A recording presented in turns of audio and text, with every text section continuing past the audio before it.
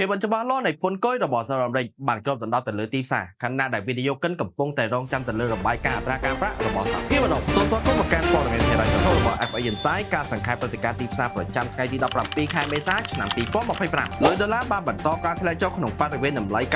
99.00 ដោយសារតែភាពមិនច្បាស់លាស់នៃគោលនយោបាយពាណិជ្ជកម្មរបស់លោក Donald Trump បើទោះបីជារបាយការណ៍សេដ្ឋកិច្ចរបស់សហរដ្ឋអាមេរិកមានភាពល្អប្រសើរក៏ដោយសម្រាប់ថ្ងៃនេះយើងនឹងទទួលបានរបាយការណ៍ Jobless Claim របស់សហរដ្ឋអាមេរិកដែលត្រូវបានគេរំពឹងទុកថានឹងមានការកើនឡើងបន្តិចត្រឹម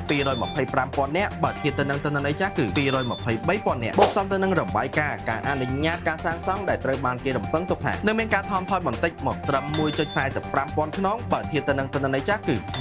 1.46,000 ខ្នងរួមទាំងទិន្នន័យសន្ទុះផលិតកម្មនៅក្នុងទីក្រុង Philadelphia ដែលត្រូវបានគេរំពឹងទុកថានឹងមានការថមថយមកត្រឹម 2.2 ប៉ុណ្ណោះបើធៀបទៅនឹងទិន្នន័យចាស់គឺ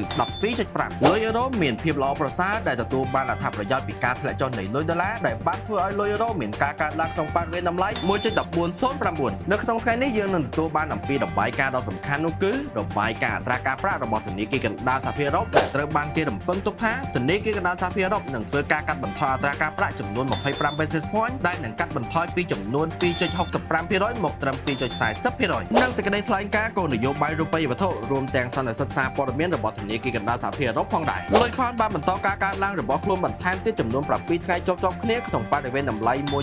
1.3292 ដោយសារតែការធ្លាក់ចុះនៃលុយដុល្លារបូកផ្សំទៅនឹងការរឹតបន្តឹងគោលនយោបាយរូបិយវត្ថុរបស់ធនាគារកណ្ដាលចក្រភពអង់គ្លេសដែលទើបតែរក្សាអត្រាការប្រាក់របស់ខ្លួនឲ្យនៅដដែលនៅក្នុងថ្ងៃនេះយើងនឹងទទួលបានរបាយការណ៍ការស្ទង់មតិលក្ខខណ្ឌឥណទានរបស់ធនាគារកណ្ដាលចក្រភពអង់គ្លេសតែមួយគត់លុយអូស៊ីបានកើនឡើងជាបន្តបន្ទាប់ផងដែរដែលបានកើនឡើងរយៈពេល6ថ្ងៃជាប់ៗគ្នាក្នុងបរិវេណតម្លៃ 0.6391 ហើយសម្រាប់ថ្ងៃនេះយើងនឹងទទួលបានរបាយការណ៍ការងាររបស់ប្រទេសអូស្ត្រាលីដែលត្រូវបានគេរំពឹងទុកថានឹងមានការកើនឡើងមកដល់